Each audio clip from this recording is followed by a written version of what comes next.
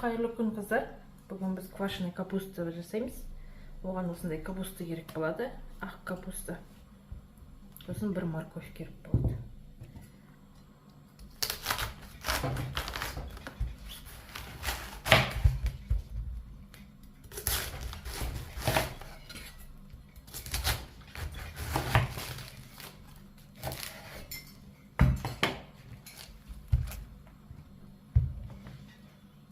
Тұзымызды турап аламыз.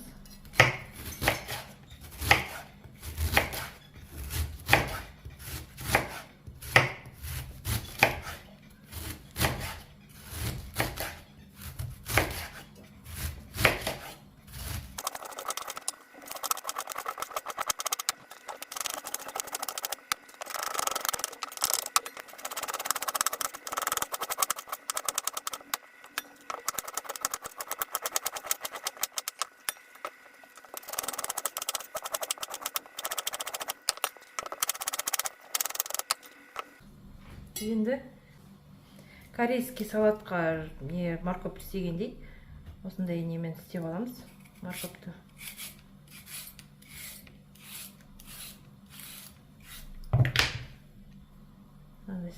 Соломка ретінде шығады.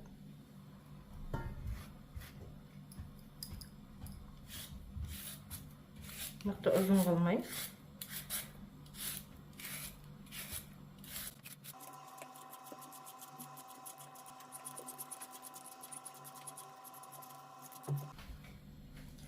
Морковымызды өткіздік теркіден. Соломка етіп қосамыз. Ұсақ теркіден өткізгеннен осындай соломка етіп ұзын қылып өткізген әдемі көрінеді. Енді біз йодсыз тұз қосамыз. Бұған маңызды йодсыз тұз қосу керек. Йоды бар тұз жарамайды бұл капустаға. Осыған осы толмай ыдысқа мен бір уыс тұз салам. Бұл мен бір уыс тұзым. Столовый ложка с горкой болады. Бұны жайлап, сықпай араластырам.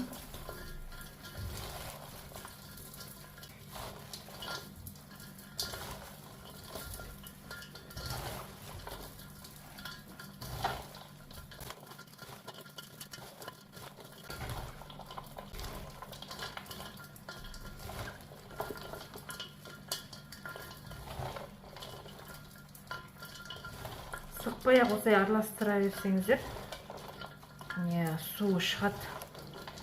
Кейбіреулер қатты суы шықсын деп, қатты сығып тастайды, суын шығарып тастайды. Сосын банкаға салғаннан кейін бұл капустаның суы шықпай қалады. Сосын құрғақ болады, ол дейтін, тұз алмайды.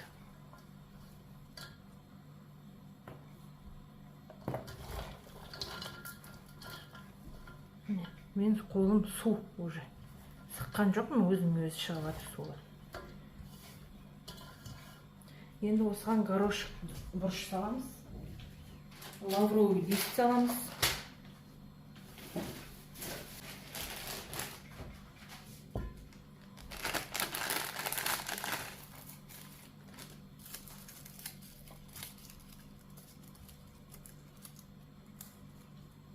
Осы жарайды.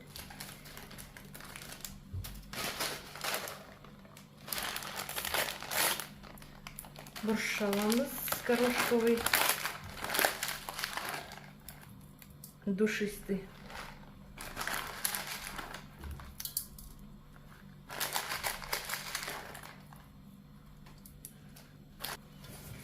Тағы да араластырамыз.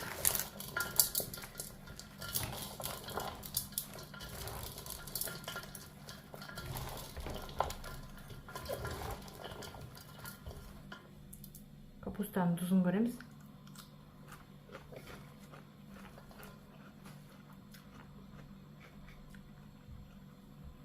Тұз бұл капустаға жетпей тұрғандай болып тұру керек. Қатты тұз болмау керек. Слегка тек тұзды привкус болса болды. ол тұздалғаннан кейін мына тұзы күшейеді. Болды, мынау суы шықты. Енді банкаға саламыз. Банка алып, оны жуып, тазалап, енді осыған саламыз.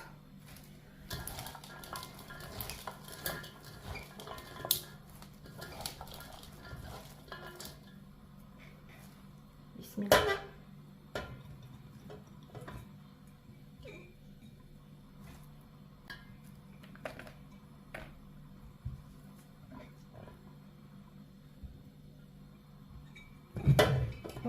Жаңа басамыз осылай жұдырығымызбен.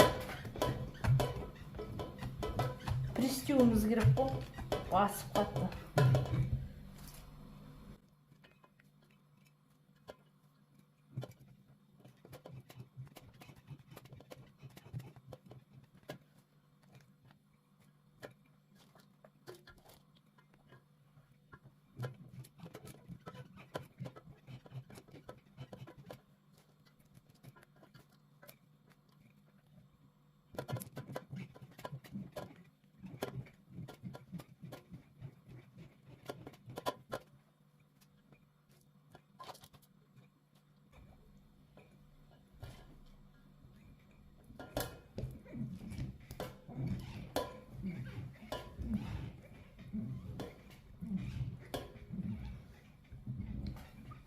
Осылай басқан өзінде су шығып жатыр.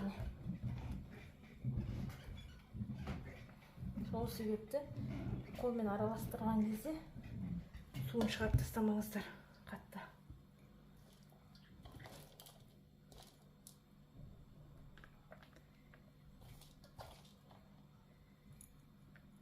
Су капустаға керек.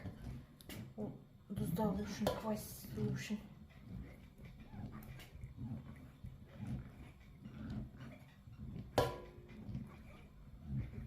Кейбір капусталары бар, ол сухой, су шығармайды, олардан шықпайды квашеный капуста. Көгереді, 3 күннен кейін уже көгеріп бастайды, олар суы болмағасын.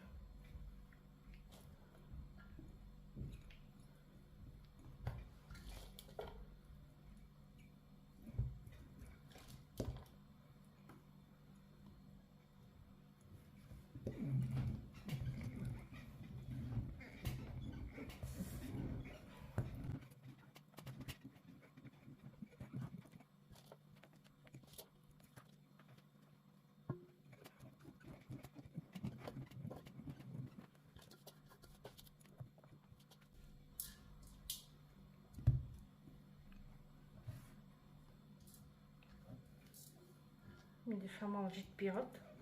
Қазір қалған капустаны жасап салам. Мына қалған капустаны істесем, мынаған жетеді.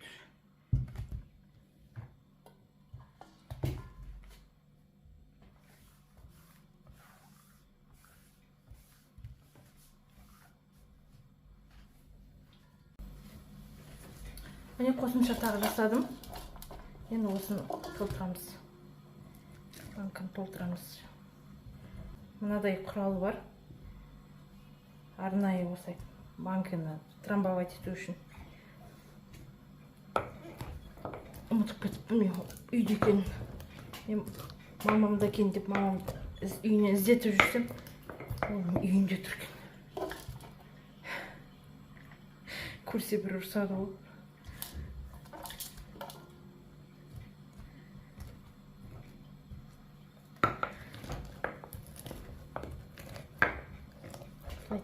Трамбовать етеміз жақсылап.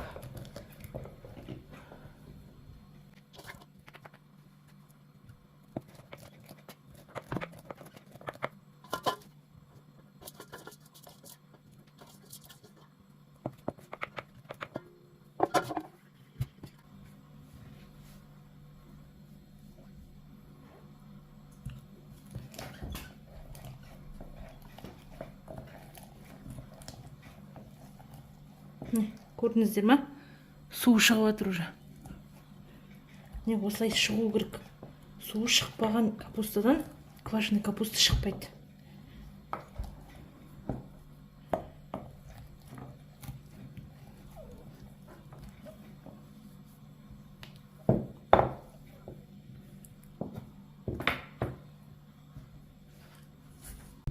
Қыздар, міне капустамызды салып болдық. Осындай суға осындай орын қалдырамыз.